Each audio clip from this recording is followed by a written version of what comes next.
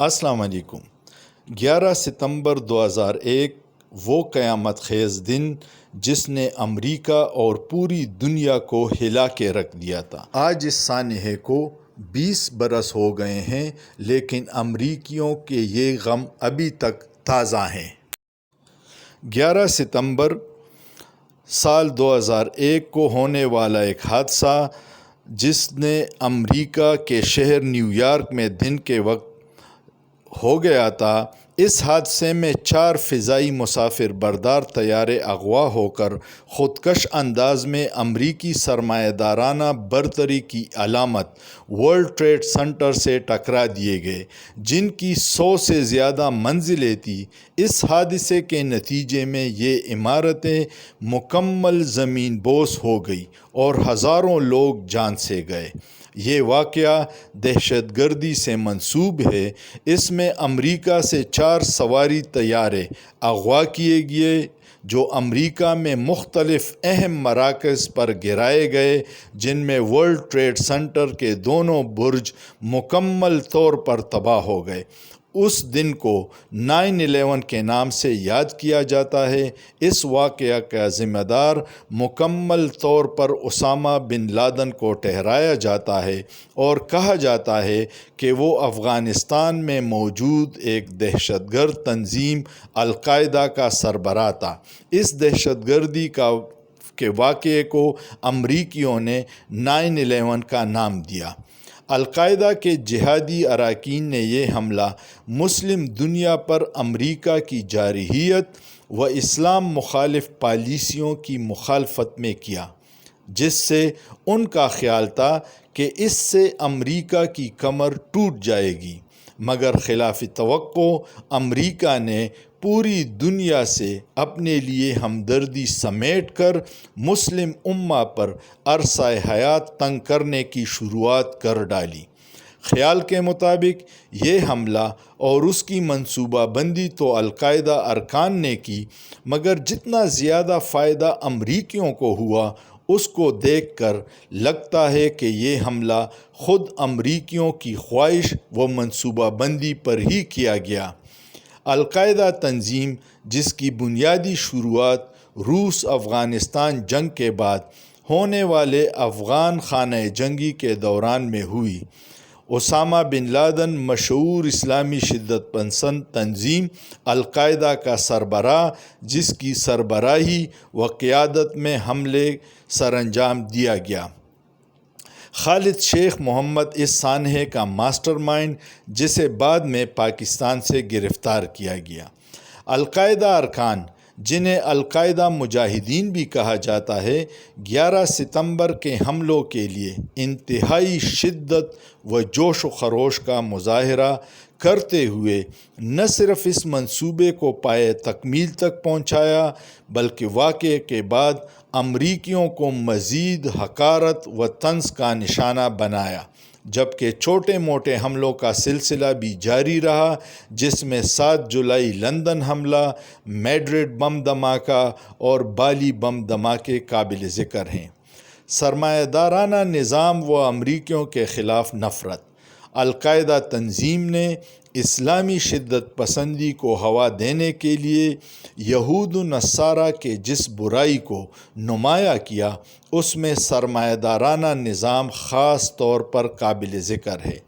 سرمایہ دارانہ نظام جس کے نتیجے میں ساری دنیا کی دولت محض چند سرمایہ داروں کے ہاتھ میں محدود ہو جاتی ہے اور وہ باقی پسماندہ اور ترقی پذیر دنیا کو اپنے اشاروں پر نچاتے ہیں۔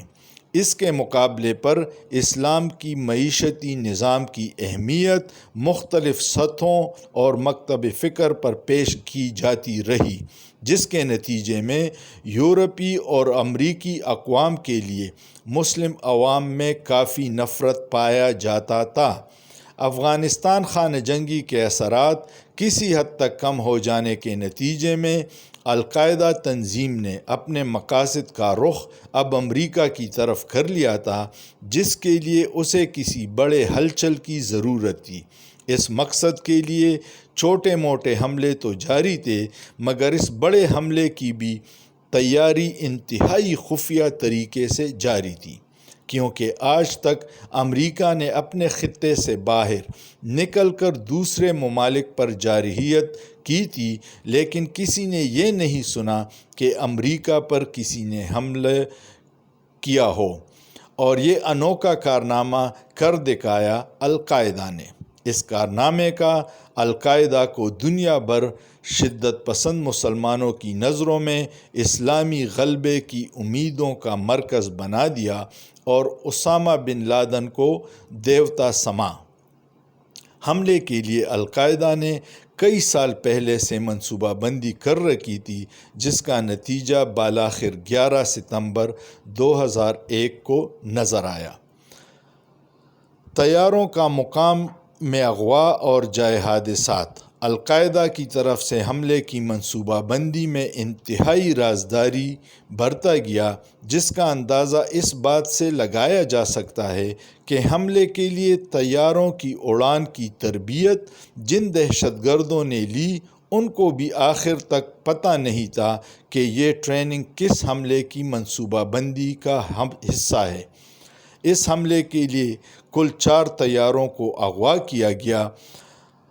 لیری سلورسٹون، ایک یہودی سرمایہ کار جس نے اس سانحے سے چند ماہ پہلے ورلڈ ٹریڈ سینٹر کو نجکاری کے ذریعے لیز پر خریدا، اور سانحے کے نتیجے میں اس نے جو انشورنس کلیم کیا وہ $3.55 بلین کا تھا، مگر اس میں اس کا موقف تھا کہ اس کو دگنا معاوضہ دیا جائے، یعنی $7.1 بلین، کیونکہ اس سانحے میں 2 جہاز ٹکرائے تھے۔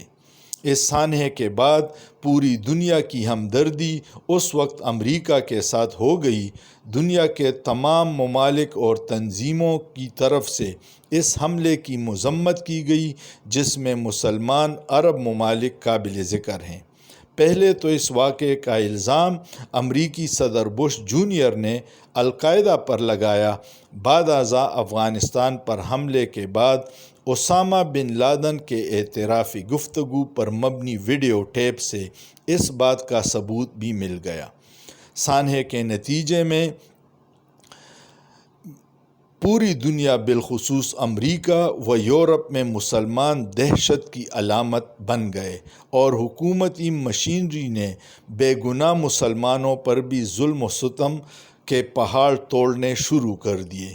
دہشت گردی کے خلاف امریکہ میں سخت ترین ترمیمیں امریکی مسلمانوں پر زمین تنگ کر دی گئی۔ ان کا ہر قسم کا بائیکاٹ کیا جاتا رہا، اور رہی صحیح جگہوں پر غیر مسلم ان سے خوف زدہ ہو کر الگ ہو جاتے، جبکہ القاعدہ اور شدت پسندوں کی تلاش میں امریکی ایجنسیوں کی طرف سے بے گناہ مسلمان شہریوں کو تفتیشی مقاصد کے تحت اٹھانے کا سلسلہ شروع ہوا، جسے بعد ازاں قانون سازی کے ذریعے مزید تقویت دی گئی، جس کے بعد مسلمان اپنی پہچان سے بدظن ہونے لگے۔ آج اس سانحے کو 20 سال ہو گئے ہیں، لیکن ابھی تک امریکیوں کو یہ دکھ نہیں بھلایا جاتا، اور ہر سال 11 ستمبر 2001 کو وہ اس سانحے کی یاد میں شمع جلاتے ہیں اور تقریبات منعقد کرتے ہیں، اور اس سانحے نے پوری دنیا کو ہلا کے رکھ دیا۔ شکریہ۔